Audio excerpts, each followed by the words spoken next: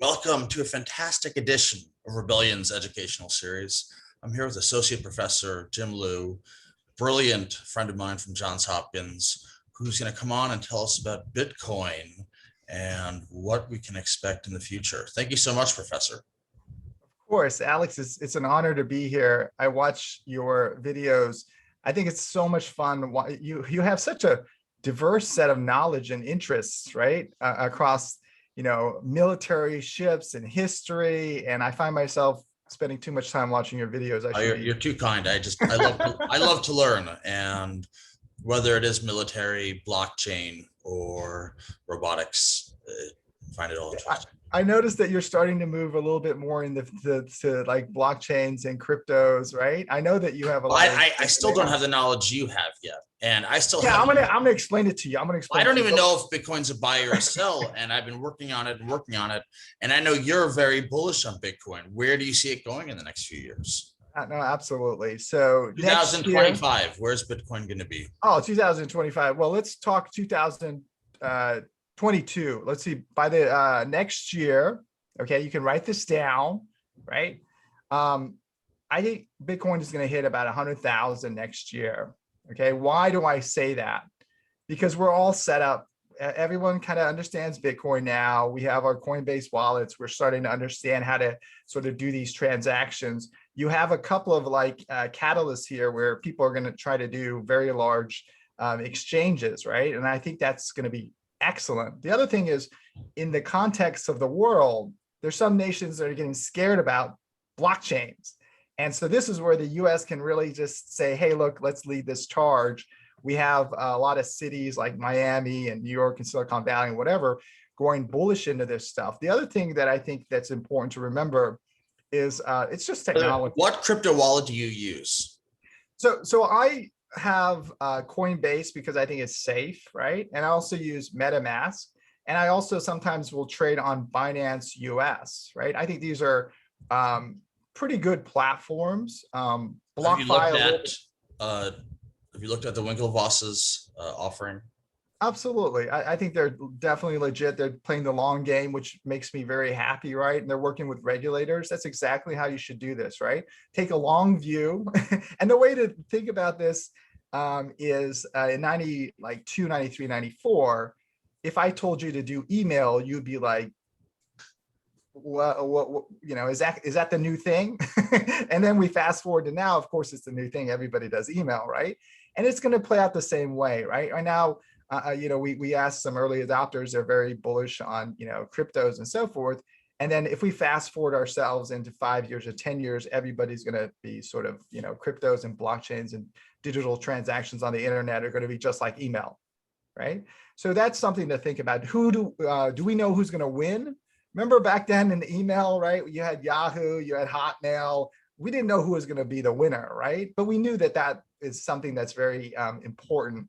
And if you think about it this way, it's basically based on the internet, and the internet provides this platform, this wonderful platform to source talent, right? Talent is uniformly distributed across the world, right? Opportunity is not, right? We all know that. I think we all can kind of agree.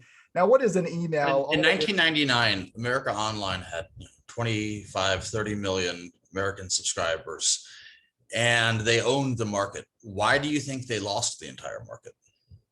Well, I don't think they sort of kept an eye on, where the technology was going, right? And you see that a lot with corporations, right? The corporations have success. They don't pay attention to the technology environment that's going on out there. They don't pay attention to these sort of, companies that embrace AI and machine learning. Another example is Sears, right? I love Sears. When I was growing up, my dad took me to Sears and I would go there and we would buy the Pong game for $100. And that was like the biggest moment in my life, right? Playing video games with Pong. But I remember the experience inside Sears, right? You got the lawnmowers and you got all this wonderful stuff in there. They were in the lead for such a long time. They didn't pay attention, right, to technology. And then you've got basically Amazon coming in there. Now, there's two companies similar to Sears, and we could argue about this a little bit, but Target and Walmart, they paid attention to the technology. They paid attention to AI, right? And they embraced that technology, and now they're still alive, right? Sears didn't pay attention. So AOL was in the lead, And maybe there's some hubris involved, right? They weren't paying attention to how this technology was playing out. And I think that's the danger of a lot of these large corporations. Do I think that there's going to be a blockchain company that dethrones Microsoft or an Amazon or Facebook? Absolutely. That's happened over and over and over, right? In the history of technology. And you can't stay in that lead that long if you're not paying attention to what's going on, right? So I do think at some point in time, there will be a company that uses blockchains. I don't know what it's going to be, but there will be one that becomes huge and, dominates, and, we'll all see the rise of it. So it's not going to be surprising to us, right? Just like we saw the rise of Apple and Amazon and Google and Facebook, right? But that is in store for us, right? I definitely think so. But I think that, one thing that do you think if Apple starts making inferior products, they start making misses, they could lead down that road as well? The road of safety, maybe. Absolutely. The consumer, the global consumer wants the best product. They want the best experience. If Apple is not providing that, then somebody else will, right? And, yeah, they're dominant now, but, back up. So was IBM, right? So was AOL, right? So was Yahoo. So, it's a very competitive space, especially for the consumers. One of the things I think about is like email, right? We create this sort of piece of, you could argue it's, a piece of art and you send it to your friends, right? And now you're using the internet to source like this really nice talent, which, and the only thing with the email is you could double spend an email, and I could send you the same email as, my friends and so forth. And the innovation of the blockchains and Bitcoins, which was the first use case, is basically take technology that already existed, which is the wallet, right? Asymmetric cryptography and this distributed ledger. And now let's solve the double spend problem. So now if I send you digital value, my finely crafted piece of artwork, it doesn't have to be an email now, maybe it's a digital photograph or whatever it is. There's only one owner of that, right? And now we can all sort of confirm that's what's happening with the non-fungible tokens, right? But the other thing is, there are fungible tokens that are out there. Everybody knows who owns what, right? So it's a wonderful space, right? I think like in 2017, we saw a lot of ICOs, and it's actually pretty interesting because if you think of it from a financial perspective, it was startup companies trying to raise capital, right? Oh. But they raised all the capital right up front. So that incentive structure lured a lot of people just to come up with, sort of, false companies, right? They're just trying to get rich quick, right? When you start a company, you don't go out and raise $20 million and then you could just like run away and say, oh, it didn't work, right? Usually there's $500,000 invested, $1 million invested. Then you go to the next round. As you show traction, you get $3 million and $5 million and so on, right? Whereas the ICO craze was basically, let's try to get 10 million, everything up front, right? And so that incentive structure was not, it lured sort of the wrong people. But remember, it's the internet, so it's across the world, right? And for some people in certain countries, that's the only way they can survive, right? So we have to sort of understand the context of, what people were doing. A lot of those were scams, I mean, after the fact, right? But do I think that that's going to sort of ruin, digital assets and tokenizations and, this way to, create things? No, I think that's like going to be a bump in the road, right? Is this going to be the future? I think so. We teach it in the business school. I teach the cryptos and blockchains class. The students love it. The next generation is so fired up about this stuff. Your students want to go back to in class, or do they like Zoom? I like in class. What about the students? How do they feel? I don't know. I mean, I think it depends on the student, right? If they're working and they're taking the class part-time, it's a little bit better to sort of watch the videos and see it after they're done working 9 to 5, right? Other students who are on campus, I think that instead of sitting in the dormitory rooms, they'd rather sort of go into the classroom.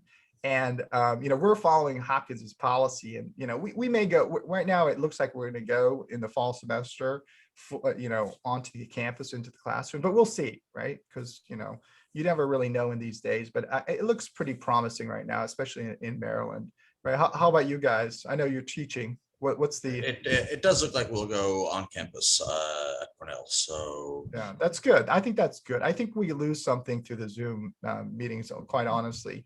I personally like sitting in the classroom, looking at people's faces and seeing if they understand me or if they disagree. When right? you and I want to have a conversation, when one of us is, hundreds of miles apart from the other, it's Zoom is a necessary item. But when someone's at school, especially a top tier school, and Johns Hopkins is as great as they come, it's I think it's important to network. I think in some ways, networking at a school like Johns Hopkins is almost going to provide you with, you know, some people get all their value from networking. They find the right guy who wants to start a company and they just provide the COO-ship. And you can say that networking was 100% of the value from going to Johns Hopkins. And that happens, you meet the right guy. Without Woz, Jobs would never have done Apple. So of course they met at a computer conference, but you've had that dynamic repeated lots Yeah, of schools. absolutely. I think, one of our star alums is Bloomberg, right? He was a president of undergraduate at Johns Hopkins, right? Obviously a very social guy and, a good communicator and so forth. And he had a lot of success in business. And, networking is a very important part of business and, being able to communicate effectively, having a lot of EQ and IQ, right? And understanding what you're missing, right? Steve Jobs and Wozniak. Jobs was smart enough to know that Wozniak was brilliant in, making these computers, right? But he couldn't maybe sell them. So just understanding yourself and self-awareness, I think is a big part of like entrepreneurship and, having success as a student. I mean, when I go to the classroom, I almost can predict on the first day of class who's going to have success in that classroom. And it's really interesting, right? I mean, I've been teaching for 9 years, right? So I've had a lot of classes. And I go in there the first day and everyone's really nervous because they don't know each other and I don't know them, right? And the first thing I do is just make sure I'm in the right class. And then I just start throwing out some topics and I'm trying to engage the class. And what's really fascinating is that some students engage on day one. They don't agree with what I say. Sometimes I say things just to start some debate. And the people who speak up, early, they tend to do pretty well in the class. And then once they graduate from school, they tend to get the jobs, right? And I think it's interesting because when you hire someone, you want someone like, when you hire someone to your company, you want someone who's engaged, who's proactive, who doesn't necessarily agree with everything that you're going to tell them. That what you've seen And at Johns Hopkins, the most engaged, proactive students have gotten the best jobs. I've seen you have to be proactive. You have to be able to defend, your arguments, formulate arguments, be open to sort of learning things, which I think is important, right? I mean, if you just are loud and you're stubborn, I don't think that's a good characteristic, right? But you're curious, you want to learn, you're open to hearing ideas and arguments, right? And trying to support your arguments accordingly. And also, sharing information that I think like students who come in there and say, hey, I found this really cool article. We're talking about XYZ Bitcoin or blockchains or Ethereum. Here's something that may be additive to the discussion, right? So people who are actively trying to add value.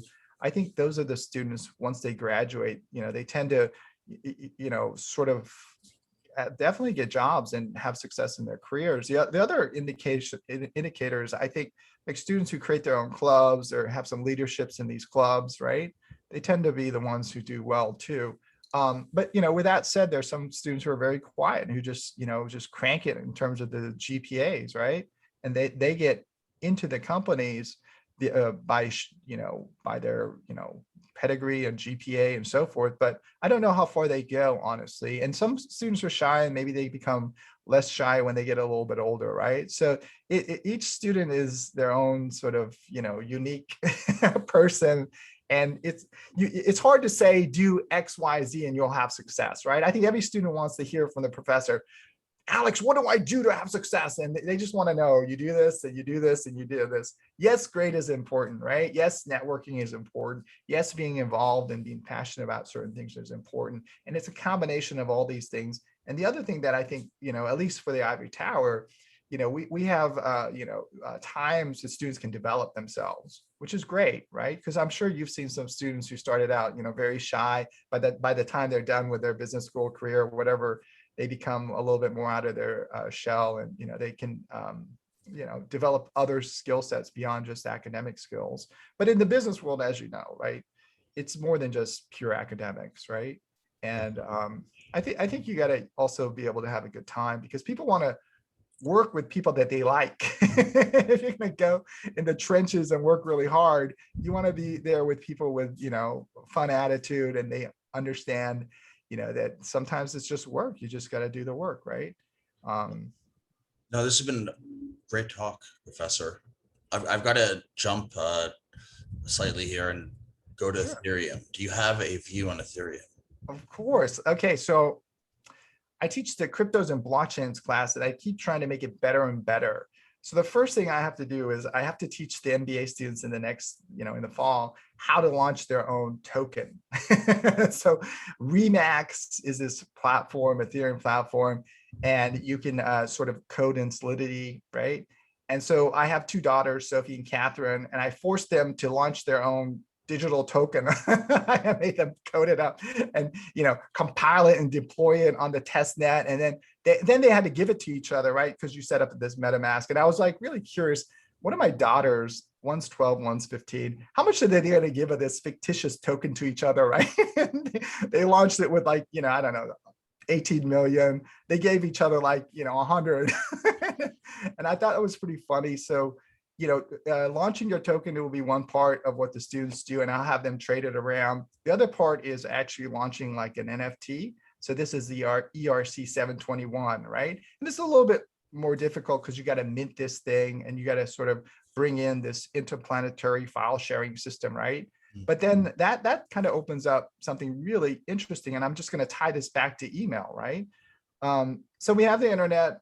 Talent is uniformly distributed around the world. Now you have a way to create something of value and then receive that value right back. So you could be somebody in an emerging country and you create something of digital value and somebody can buy it with Ethereum or ETH, right? Pay you, compensate you for that, have ownership of that. Now you're better off because now you just made some digital value and you can spend that digital value. And I think that's powerful. I think that people they think of like blockchains, they're trying to figure out what's going on. And you just think about email, think about the benefits that people have on the edge of the network, So right? is Ethereum a token to you, or an ideal token? I think it's like a platform, right? Ethereum is a platform. Now, Ethereum is going to be under a lot of competition, right? One is Cardano, the other one is Polkadot, and then Binance Smart Chain, right? These are all competitors for Ethereum. And I think the Ethereum gas prices for these transactions are a little bit expensive, right? And so the competitors understand, and Ethereum also, I think the community understands what's going on. We're going to move to proof of, instead of proof of work, we're going to move proof of stake, which is great for the environment. But then the platform is going to be under attack. So is Ethereum going to be AOL? And maybe Cardano is going to be, the Google ultimately? We don't know. We don't know. But it's going to be very exciting, right? Will they consolidate? Possibly. Will there be other platforms that are sort of sitting behind the scenes right now? They haven't really launched, possibly. Is there going to unleash a lot of opportunities? Absolutely. And what is going to be unleashed is, I personally think the distributed nature of the blockchain, finding talent across the world using the internet, and then sort of monetizing or tokenizing or whatever you want to do, getting value for that talent. That's what's going to happen. And that's why people are excited. I mean, I'm super excited. There's a lot of cities in the United States, and if I could just talk to the mayors, well, you should launch your digital exchange in your city, Baltimore, in your city, Detroit, in your city. Why is that? Because I think it drives a lot of excitement for the next generation, right? Because people see that they're like, hey, this mayor, like in Miami, is embracing this technology. And I was at a Cardano conference, I think in 2018, and I saw Mayor Suarez and this very charismatic mayor is down there, and he's saying, hey, come over. We're going to be very friendly to technology, startup companies and entrepreneurs. He's been saying that same story for many, many years. And then finally, he's got some recognition. But I think that's exactly what, the US cities should do. We should embrace this technology. We shouldn't get scared of it. And And the mayor of Miami, Suarez, has really done a fantastic job. amazing job. And I want to vote for him for president of the United States. I mean, I think that would be awesome, right? We go back into sort of leading the world. I mean, who created the internet, right? Al Gore. Well, probably in North America, the academics, right? Now, who created Bitcoin? Well, we don't really know. It's somebody named, the group of people named Satoshi. But if you read the early transmissions, they spoke English, and right, there was a community there, probably in North America, arguably, right? And so, why not lead this next revolution forward? We should embrace it. We shouldn't get scared of it. And I don't think we should regulate it. Will there be bumps in the road? Absolutely. Was there bumps in the road for AOL?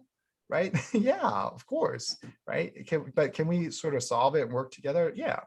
And it's kind of like, I think it's dangerous to get scared of technology personally. And, we could shift into talking a little bit about AI, right? AI is something that's coming down. Everyone's racing to be the dominant player in AI. And I think we should do that. I think we should also pay attention to the ethical implications that we always do in the US, right? Not every country follows those sort of guidelines, but we hold the standard very high for ourselves, right? Not only in academics, not only with technology, with cryptos and tokenization, but also AI.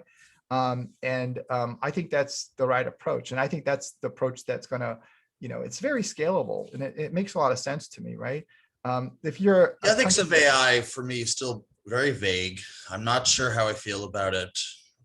For me, I feel like the root of the evil will always be data, and AI is just a mechanism for dealing with data. So at the end of the day, it's the purveyor of the data for me who's really the one that we should be faulting if there are issues at time. But yeah, I mean, obviously, as an AI practitioner, I would naturally take that route. Yeah, absolutely. I mean, data is important. Having a representative data set of the population is important, right? The tools are only going to get better and faster and cheaper, right? The combination of computational speed and readily available algorithms and also data sets, right? And, we didn't even scratch quantum computing that's around the corner. What's going to happen then, right? We have 5G quantum computing, and we have the best algorithms to find patterns in data and make predictions. Of course, exciting. No one could have imagined Uber, which wasn't possible until we had 4G. So who knows what technologies and $100 billion companies will come about from 5G. But isn't 5G just technology, right? It's just technology, right? It's just getting better. And yeah, people as the technology infrastructure gets better, we'll be able to have cooler and different companies that we could have never imagined beforehand. Absolutely, exactly. Now, remember when Sears started, it was that catalog. Yeah, that was a piece of technology. That was great technology for its time. Yeah. But they didn't innovate on top of that. They were in the lead. They could have done it. They had so many resources, right? But they were not paying attention. And they also could have come back in 03, 04 when they had cash and a good stock price. But unfortunately, Eddie Lampert was more interested in trying to extract as much value as he possibly could rather than innovate the company, which, sometimes, capitalism is not a perfect, it has its, negatives, but without capitalism, we also wouldn't have Zoom, we wouldn't have innovation, and we wouldn't have the NASDAQ tripling over 5, 6, 7 years. Whatever it's done. So I totally agree. I mean, competition is great to an extent, right? But when a company gets too big and is just monopolizing everything, and just, we could, argue some companies have too much access to everyone's data, right? Regulators have to come in there and, sort of say, okay, you're too competitive. We're in agreement there. We do need more regulation when it comes to data. Yeah, so. Yeah, but not at the startup end, right? You don't need to regulate these startups. Oh, of course. Talking about mature companies over certain thresholds, and I think that when an internet company gets to a certain percentage of the user base of the U.S. population, yes, I think regulators should step in the way they do with utility companies. So absolutely. No, I agree. But I do think it's kind of interesting. This whole American dream, you come over here with any background. My parents came over, they were professors, right? And, I'm sort of, the generation of immigrants, right? I was born in the United States, and there's a lot of opportunities. And yeah, I mean, when you look at, you've traveled around, right? And you've seen the opportunities, while nations are sort of providing more opportunities for. It's nothing compared to the US. Exactly. I mean, the 80s were great, but now it's unbelievable. The opportunities are just even more insane. And America's really in fantastic shape right now. I'm very bullish on this country and on this economy. Exactly. So now we got to talk a little bit about inflation, right? It hit like 5%. I just saw something recently. JP Morgan is doing really well in terms of its quarterly profits and stuff. But what about inflation? And, people down in We're going to have to limit our printing. We're going to have to be more. They're printing like crazy. Dollar. Yes. No, but who's who's going to benefit? Which currency is limited in terms of supply, right? Bitcoin is only going to have 21 million, right? And so now it's going to set up for a really interesting how this is going to play out. There's a scenario where we get a lot of inflation in the economy, right? And the purchasing power of the US dollar goes down as inflation increases. Whereas Bitcoin, right, because it's limited supply and it's based on these protocols and rules and so forth, there's no printing press for Bitcoins, right? Yeah. So then all the Bitcoin pundits are going to be like, hey, look, look, even though it's volatile, it's stable. Look at your inflation, what's happening to your purchasing power with the US dollar. And that's going to start a lot of really interesting conversations from macroeconomists, people down in DC. They're going to start scratching their heads if inflation goes up to like, say, 10, 15%, right? And so that I think we're set up for a lot of interesting things. I mean, as a professor in finance, I think it's a fascinating time to be teaching this stuff because every, new innovation that comes out, you just bring it right back into the classroom and say, okay, what do you think about this, right? And I think it's fun. Do I know where it's going to go? I kind of joked that I think Bitcoin's going to go to 100,000 next year. I think in the long run, Bitcoin is going to appreciate in value. And so as a long-term investor, yeah, absolutely. Is it a diversifier for stocks and bonds? Yeah, absolutely. Take a long horizon on it. Don't day trade Bitcoins. Don't do that, please. Take Bitcoin to 100,000 one day, maybe by 2030. Professor Liew, fantastic. This was a lot of fun, and I really appreciate you coming on the show, and I look forward to having another conversation soon. Absolutely, Alex. Great to see you again. Great to see you as well. Thank you. All right. Bye-bye.